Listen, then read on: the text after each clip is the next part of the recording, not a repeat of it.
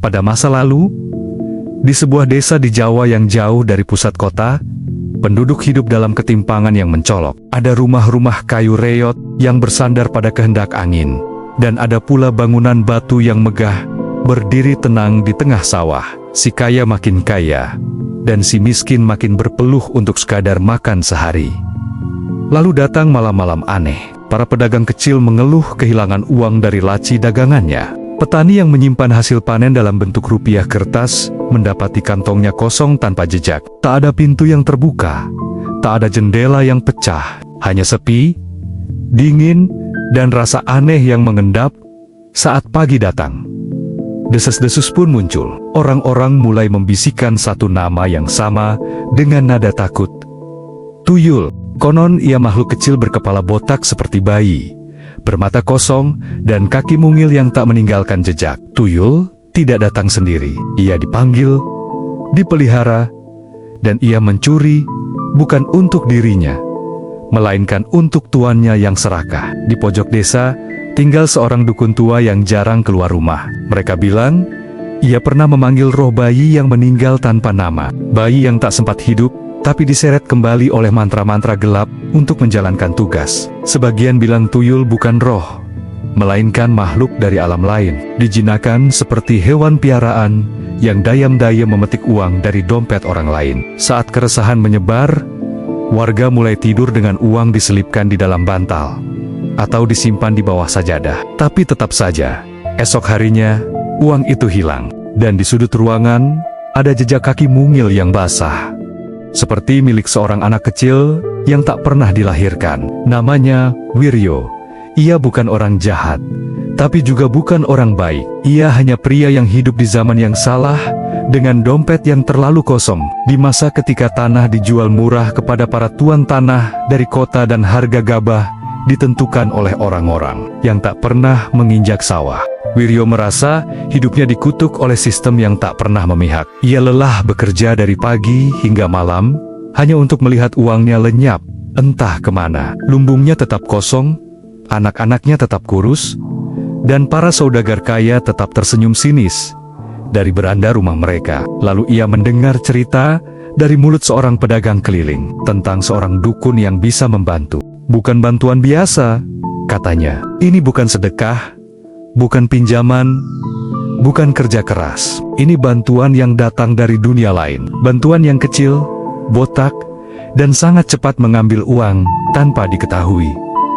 Awalnya Wiryo tertawa, tapi rasa lapar anaknya membuat tawa itu berubah jadi diam panjang. Malam itu, ia datang ke rumah sang dukun. Rumah yang selalu tertutup, tak ada lampu, tapi terasa seperti menatap balik. Dukun itu sudah tua, matanya buram, tapi tangannya masih cekatan menyiapkan kemenyan dan darah ayam dalam mangkuk tanah liat. Ini bukan sihir, katanya lirih. Ini kontrak, kau tak bisa berhenti di tengah jalan. Sekali dia dipanggil, kau harus jadi tuannya. Dia akan menurut, tapi dia juga akan menuntut. Wiryo tak bertanya apa yang dituntut. Ia hanya mengangguk, karena pikirannya sudah penuh oleh bayangan beras, sandal baru untuk anaknya, dan utang yang bisa lunas tanpa bekerja seumur hidup. Lalu mantra dibaca, tanah kuburan dibuka, dan malam pun terasa lebih dingin dari biasanya. 2 minggu setelah malam perjanjian, hidup Wiryo berubah. Tidak drastis, tapi cukup membuat tetangga mulai bertanya-tanya. Gerobak kayunya yang dulu usang, kini terlihat dicat baru. Anaknya yang tadinya berjalan tanpa sandal, kini memakai sepatu karet meskipun ke sawah. Istrinya mulai membeli beras tanpa perlu menghutang ke warung Bu Murni. Uang selalu ada, entah dari mana. Wiryo bilang usahanya mulai ramai. Padahal orang-orang tidak melihat ia berdagang lebih banyak dari sebelumnya. Ia masih ke sawah, iya, tapi tangannya lebih sering disaku daripada menggenggam cangkul.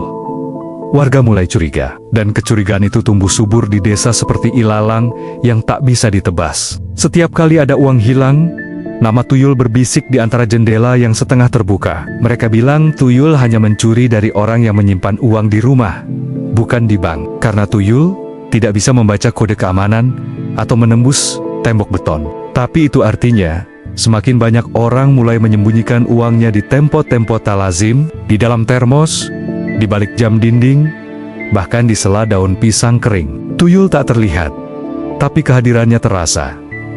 Angin yang lewat terlalu dingin, benda-benda kecil berpindah tempat, dan di beberapa malam, beberapa orang bersumpah melihat bayangan kecil berlari di bawah kolong rumah, dengan tawa kecil seperti anak-anak, tapi sunyinya menusuk. Wiryo tahu apa yang sedang terjadi, tapi ia tak bisa berhenti. Tuyul itu menatapnya tiap malam dari sudut kamar, tanpa bicara.